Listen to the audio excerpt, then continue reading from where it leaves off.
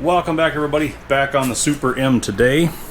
So I think what I'm going to start on is rear axle seals. I've buffed both of the axles down just enough that I can get these pulled off without too much trouble. There was a lot of really scaly rust on both of those.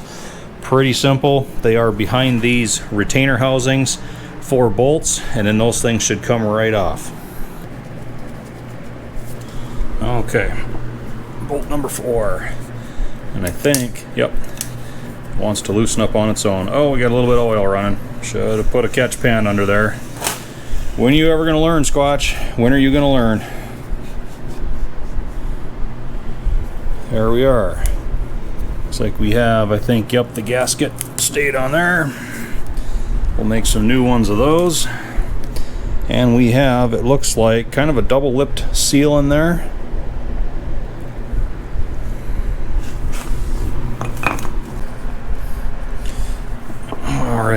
Right side now. Look at that. I threw down an older egg to catch stuff that's going to come out this time. Pull this off. There we are. Much the same setup over here. And now that I look at it, it looks like it might be a single-lipped leather seal and then maybe like a felt dust ring on the outside of that. I don't know. We'll get these things apart, see what we're dealing with. Okay, so now that everything's cleaned up and I've had a good look at it, sure enough, I peeled the old oil seal out. It was a single lip seal, and then each oil seal had a felt dust ring outboard of it. Both of these dust rings are in really good condition, so I'm just going to reuse these over again. The only thing that was kind of curious was this very outer lip out here. It's kind of a semicircular felt seal. You can see I have a new one in there. I've also made a new one for that right there. That doesn't show up in the parts book, but I put a couple in there anyhow because I peeled some old ones out. And these are definitely a felt. They're not a packed grease, so I figured what the heck. It did pretty well with them in there before, so I made a couple semicircular kind of like pre-filtered dust rings to go in there anyhow. So made the new gaskets. Bolts are all cleaned up. Let's talk about the new axle seals.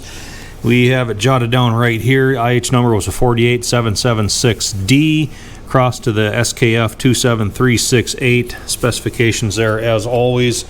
Pretty good, high quality seal. So those are the ones I'm going to go with for this application. Alright, seals are in place. Lightly greased around the lip. The felt dust rings are just outboard of them, as well as those supplemental ones that I chose to put back in that very outer groove. Gaskets in place. I've got masking tape protecting the seal lip from the splines, or the keyway slots I should say, on the axle shafts.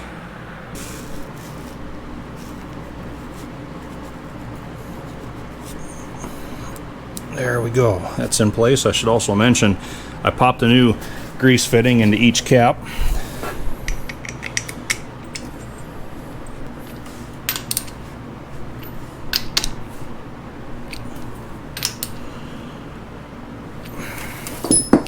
There we are. That does this side.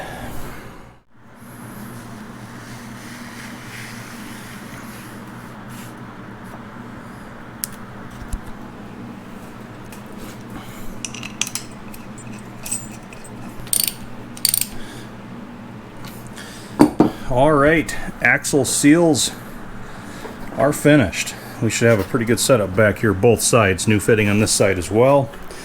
Pardon the tools on top of here, but that's about all the refurb work I think we're going to have to do to this back end. So next step on this is going to be basically start cleaning it up, scratching it down for paint. But in the meantime, on to the next project. Alright, we're going to tear into the belt pulley now. I'm really hoping this is just going to be a take apart, clean, reseal, reassemble kind of thing. I'm really not expecting to find any problems in here, but then again, I've said that before. Now, we've never actually used this as far as transmitting power to anything. It's always just kind of been on the tractor. We've never even had a pulley on the flange. We've got a pulley to put on a flange. Might happen, might not. It's going to depend on if I can keep Senior from putting that ugly loader mount back on this beautiful tractor. But let's get to taking this thing apart. To begin, I took the 3 bolts off of this flange right behind the pulley drive hub, and that entire shaft and drive gear and bearing setup and everything should come out Be very careful separating it because you have a shim pack here for the backlash. And there's that. Bearing seems to spin all right. Look at the gear teeth. Don't really see anything that scares me there. And this is why we take these things apart to clean them. Because of all of that. Boy, is there a lot of settle out inside that housing. Wow.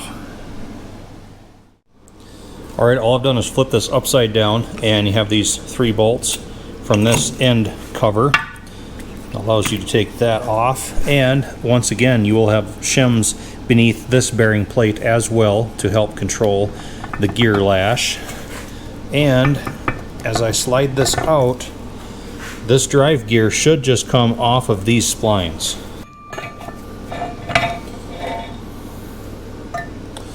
There we are. That is the main shaft. It's set right there. The gear should just lift out now. Yep. Disengages from the shift collar, the shift yoke in there, I should say.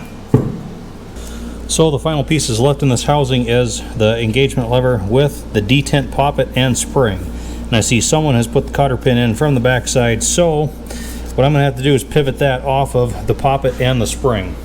So I'm still holding the camera with one hand because I'm waiting for that new mount to come. So we'll just put this this rag over there. What I'm going to do is pivot this lever this way and let that poppet and that spring just fly right out of there. And this rag should catch it. So we'll see what happens. Okay. Something flew. Alright, there's the poppet. And down on the bottom is the spring. They came out of that hole right there. And of course, the tapered point end on this poppet is what goes into this hole or this hole from the bottom side. That's what keeps that in its normal range of movement. So now I can pivot this out of the way. I have clearance to get that cotter pin out. Nut will come off, and then this will all come out.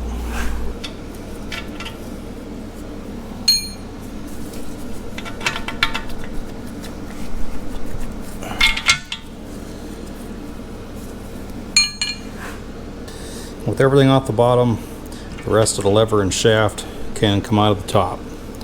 So that finishes the disassembly of the main housing. Nothing left in there but all kinds of grime to have to clean out.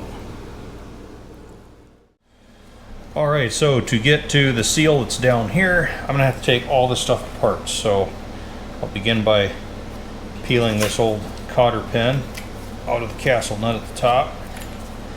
And it looked like, yep, that thing's not even really tight, so 1 5/8" socket fits it pretty well. So far, I don't even need a handle on it either, it's just turning right off. There's the nut.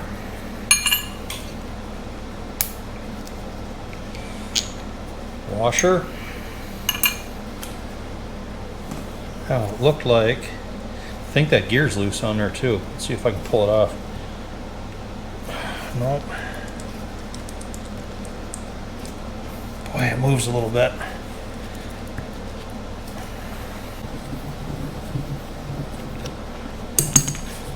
There we are. Bearing and gear pulled off. Bearing feels good. Pull the key out of there next. Now this sleeve should come off. Yep.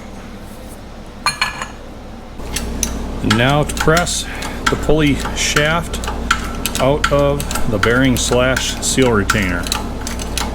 It's not a very tight fit, just enough you can't get it without some kind of pushing force. There it is. Okay, working from the back side now. Snap ring comes out, bearing comes out, and all we're left with is that old leather-lipped oil seal down in there. I'll pound that out now. Alright, there we are. There's that old seal.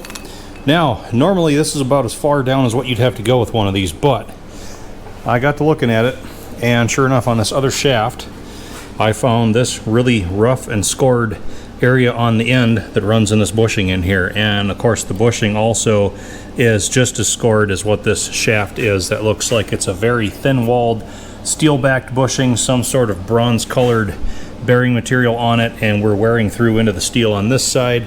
I mic'd this shaft. We're at 1.240, so I'm guessing it was an 1.25 inch shaft, and it's worn down about 10 thousandths, and that's 240 at the high spots. I don't know what the low spots are.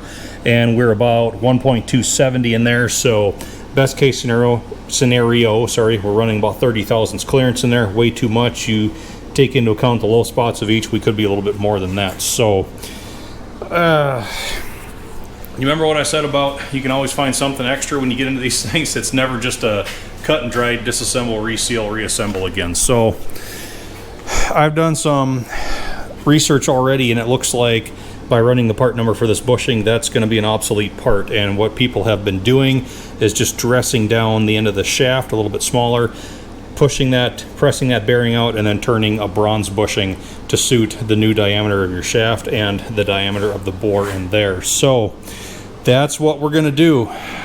I'm going to take this all apart. It's going to be pretty much the same routine as this shaft. We have a cotter pin with a large nut. I'll pull this bearing retainer off, pull that gear off. There's probably going to be a woodruff key under there. Strip this shaft down so I can at least get that put in the lathe.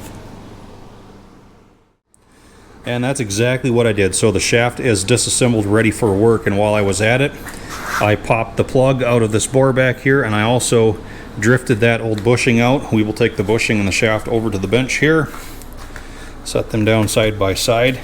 You can see, let's see if we can get it in the light just right there. You can see that steel over here on this edge we were wearing down into, so this thing was just going to keep scoring itself out to oblivion. So you hear that?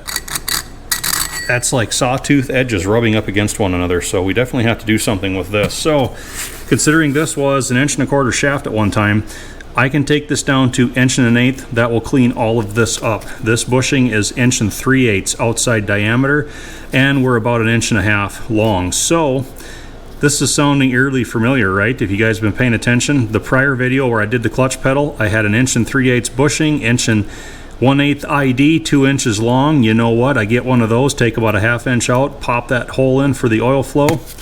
That's the bushing I need for this shaft. So, you know how I usually order multiples of something, even if I only need one? Well, this last time when I did the clutch pedal in the last video, I only ordered the one bushing because I didn't have anything in that size range. Used it, and now the very next video, I need another one of those bushings. So this time I think I'm going to order multiples because it's kind of nice to have some stock laying around in that size anyway. I don't seem to have. So actually I'm down waiting on a bushing. This is Sunday evening. I'll put the order in tonight. They might get it to me by Wednesday this coming week. Best case scenario, I guess at least I have a lot of parts to clean in the process, right? A few gaskets to make, some loose ends to tie up, and we'll just get things ready. I swear one of these days I'm going to get into an old tractor component, just be able to take it apart, put a new seal in, put it back together, and it's going to be good to go. I can never seem to just bang them out fast. I always find something else to fix, but that's kind of what happens when you're dealing with 70-year-old machinery that has had a checkered past with rather dubious characters posing as mechanics. So, oh well, YouTube drama, what can I say? Thanks for watching, everybody. Hope to see you back again.